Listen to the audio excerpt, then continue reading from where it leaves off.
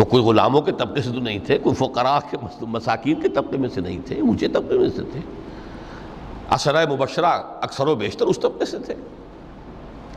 لیکن by and large وہ جو طبقہ ہوتا ہے، یا تو وہ اپنے جبر اور استبداد کا تخت جو ہے جما کر بیٹھا ہوا ہے لوگوں کی گردنوں کے اوپر، پولیٹیکل ریپریشن ہے، یا اکنامک ایکسپلائٹیشن ہے، استحصال، محنت لوگ کریں کھائیں گے، ہم عیش ہم کریں گے، محنت کسان کریں جا کے کھیت میں، ہم لے آئیں گے اپنا حصہ اور عیش کریں گے۔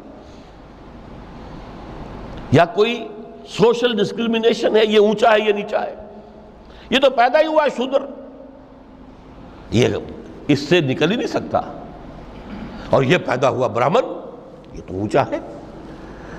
اس تینوں قسم کے ظلم، اس کا خاتمہ کرنا، اس کے لیے جد و جہد کی ضرورت ہے، جہاد کی ضرورت ہے، قتال کی ضرورت ہے، اور جہاد و قتال آپ نہیں کر سکتے جب تک کہ لذات دنیاوی سے کنارہ کشی نہ کریں، جب تک کہ اپنی بیلٹ کو ٹائٹ نہ کریں، جب تک کہ اپنی ضروریات زندگی کو کم نہ کریں۔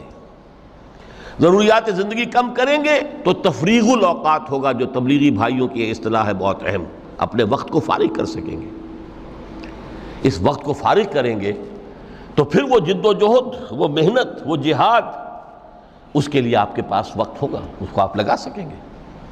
پھر اس میں جب سخت سے سخت منزلیں آئیں گی تو اس میں میدان میں مقابلہ بھی ہوگا، جان کی بازی بھی کھیلنی پڑے گی، اس میں قید و بند کا وقت بھی آ سکتا ہے۔ 3 برس تک اگر محمد عربی صلی اللہ علیہ وسلم پورے خاندان بنی ہاشم کے ساتھ بدترین اسیری سمجھ لیجئے شیب بنی ہاشم میں جو رہیں، یہاں تو اسیروں کو آپ راشن تو دیتے ہیں، کھانا تو دیتے ہیں، وہاں تو اصل جو ہے وہ تو دونوں طرف سے گھاٹی کا منہ بند کر دیا گیا تھا، سیل تھی کہ کوئی شے جو ہے وہ جانے نہ پائے اندر۔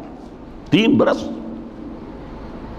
جس میں کہ وہ وقت بھی آیا ہے کہ سوکھے ہوئے چمڑے ابال ابال کر اس کا پانی جو ہے بلکتے ہوئے بچے، پھول جیسے بچے بنی ہاشم، ان کے حلق میں ٹپکایا گیا ہے، اور کچھ نہیں۔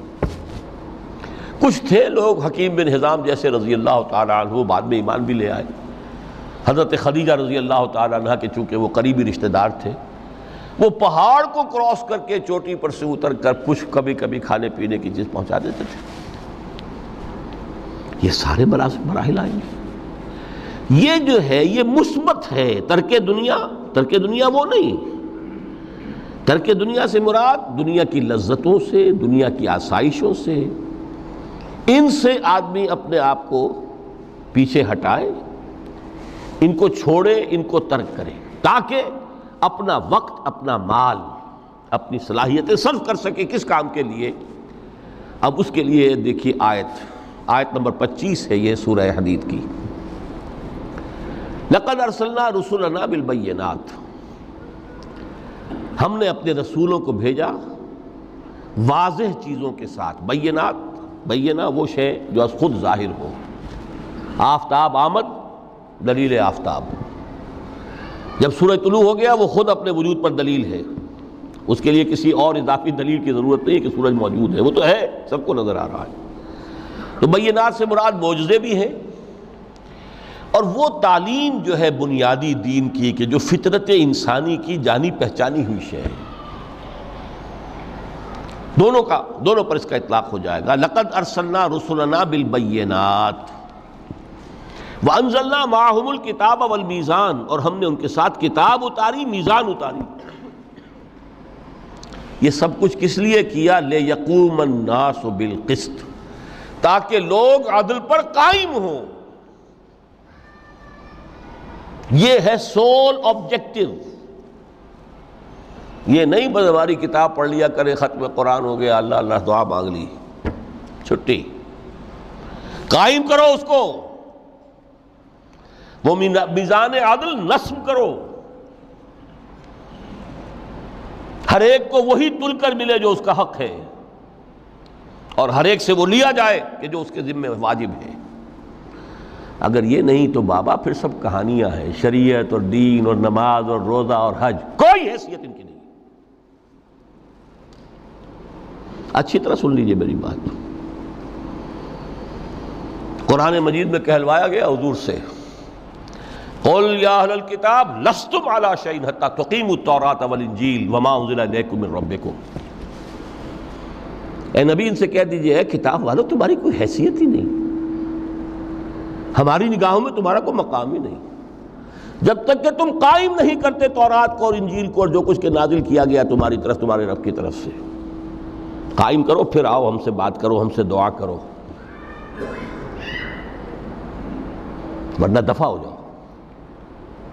Nothing doing. They don't care for you. لستم علی شیء حتی تقیموا التوراۃ والانجیل وما انزل الیکم من ربکم.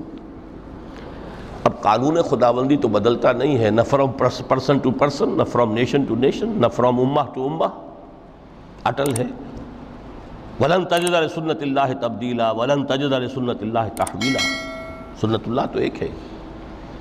اب اس آیت کو ذرا پڑھیے. قُلْ يَا أَهْلَ الْقُرْآنِ لَسْتُمْ عَلَىٰ شَيْءٍ حَتَّىٰ تُقِيمُوا الْقُرْآنَ وَمَا أُنزِلَ عَلَيْكُم مِّن رَّبِّكُمْ. کہہ دو اے محمد کہ اے قرآن والو تمہاری کوئی حیثیت نہیں ہے ہمارے سامنے جب تک کہ تم قرآن کو قائم نہیں کرو. پڑھ لو اور اس کے قرات کے مقابلے منعقد کرا لو اور سونے کے تاروں سے اسے لکھ لو اور اس کو جو چاہو کر لو، کوئی حیثیت نہیں. قائم کرو اس قرآن کو، اس کے نظام کو، اس کے قانون کو، جو حضرت ابوبکر نے فرمایا تھا پہلا خطبہ جو دیا ہے آپ نے بیعت خلافت کے بعد، تم میں ہر قوی میرے نزدیک ضعیف ہوگا جب تک کہ اس سے حق وصول نہ کر لوں، اور ہر ضعیف قوی ہوگا جب تک کہ اسے اس کا حق دلا نہ دوں. سورہ شورى میں حضور سے کہلوایا گیا قل وَأُمِرْتُ لِأَعْدِلَ بَيْنَكُمْ، مجھے یہ حکم ہوا ہے کہ میں تمہارے مابین عدل قائم کروں. میں واعظ بن کر نہیں آیا، میں بدھ مت کے بھکشو بنانے کے لیے نہیں آیا تمہیں. ہاں انقلابی عمل میں ایک مرحلہ آتا ہے، بدھ مت کے بھکشو بننا پڑتا ہے کچھ عرصے کے لیے، تیاری کا مرحلہ، وہ میں ابھی بعد میں ذرا بیان کر دوں گا. لیکن مستقل نہیں ہے یہ بدھ مت کے بھکشو. یہ بدمعاش جس طرح چاہیں کھل کھیلیں، ظالم جس طرح چاہیں لوگوں پر ظلم کرتے رہیں، تشدد اور جبر کا جس طرح سے چاہے معاملہ کریں، استحصالی نظام جس طرح ہوتا ہے چلتا رہے. شاہ ولی اللہ دہلوی رحمۃ اللہ علیہ کے الفاظ میں انسانوں کی عظیم اکثریت ڈھور ڈنگر بن جائے، صبح سے لے کے شام تک کمر توڑ دینے والی مشقت کے بعد بمشکل 2 وقت کی روٹی ملتی ہو، اس کا کبھی خیال اسے اللہ کا آئے گا؟ کبھی اللہ سے لو لگا سکے گا؟ دنیا نے تیری یاد سے بیگانہ کر دیا تو اس سے بھی دل فریب ہے غم روزگار کے. اس لیے حضور نے فرمایا کاد الفقر ان یکون کفرا، یہ فقر جو ہے یہ تو انسان کو کفر تک پہنچا دیتا ہے. عدل قائم کرو. تو دیکھیے یہ آیت انتہائی گمبھیر آیت ہے قرآن مجید کی سورہ حدید کی. جس طرح وہ آیت متاع الغرور والی جس شان کے ساتھ سورہ حدید میں آئی ہے، اعلموا انما الحیات الدنیا لعب ولہو وزینۃ وتفاخر بینکم وتکاثر فی الاموال والاولاد کمثل غیث اعجب الکفار نباتہ ثم یہیج فتراہ مصفرا ثم یکون حطاما وفی الآخرۃ عذاب شدید ومغفرۃ من اللہ ورضوان وما الحیات الدنیا الا متاع الغرور. لیکن اس کا نتیجہ کیا نکلنا چاہیے؟ لقد ارسلنا رسلنا بالبینات وانزلنا معهم الکتاب والمیزان لیقوم الناس بالقسط. Now prepare for the shock. میرے نزدیک، میرے علم کی حد تک شاید دنیا کی کوئی انقلابی کتاب نہ ہو جس نے اس قدر عریاں طور پر کھل کر یہ کہا ہو کہ ظالموں کی سرکوبی کرو، کچلو ان کے سر. وانزلنا الحدید، ہم نے لوہا بھی اتارا ہے.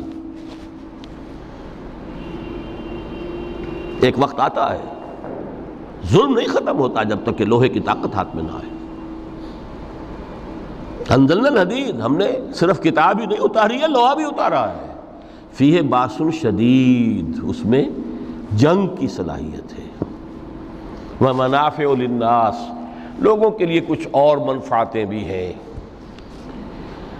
کوئی توا پرات چمٹا یہ بھی بنا لو، ٹھیک ہے، لیکن اصلاً یہ اصلاح کے لیے. وانزلنا الحدید، اسی تو سورہ حدید کا نام حدید ہے. فیہ باس شدید ومنافع للناس ولیعلم اللہ من ینصرہ ورسلہ بالغیب. اللہ دیکھنا چاہتا ہے کون ہے اس کے وفادار بندے جو اس لوہے کی طاقت کو ہاتھ میں لے کر